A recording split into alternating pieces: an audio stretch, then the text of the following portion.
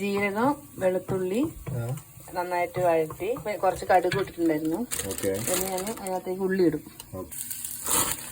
ഇത് എന്താ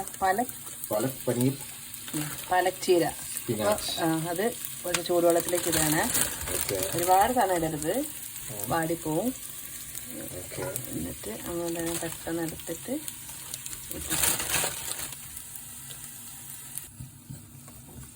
വാടിയതുപോലെ ആവാതിരിക്കാൻ പെട്ടെന്ന് തന്നെ അതിനെടുത്തിട്ട് എന്ത് ചെയ്യാം, തണുത്ത വെള്ളത്തിലേക്ക് ഇടാം.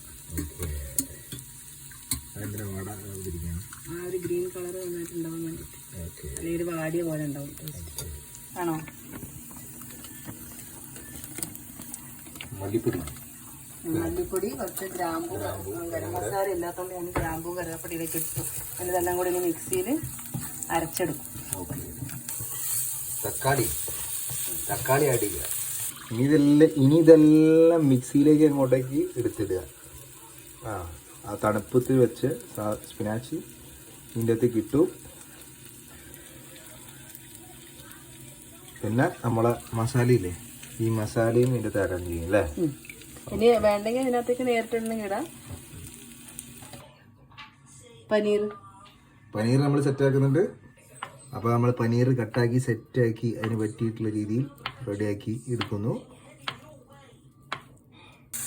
പിന്നെ കുറച്ച് നെയ്യ് അതിനകത്തേക്ക് ഒഴിച്ചിട്ട് സെറ്റാക്കി ഒന്ന് റെഡിയാക്കി എടുക്കുക. ഓക്കെ.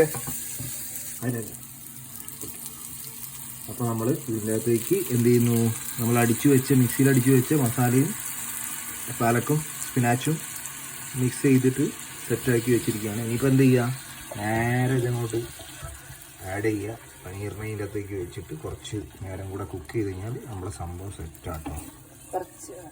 കുറച്ച് വെള്ളം നമ്മൾ ആഡ് ചെയ്യുന്നുണ്ട്.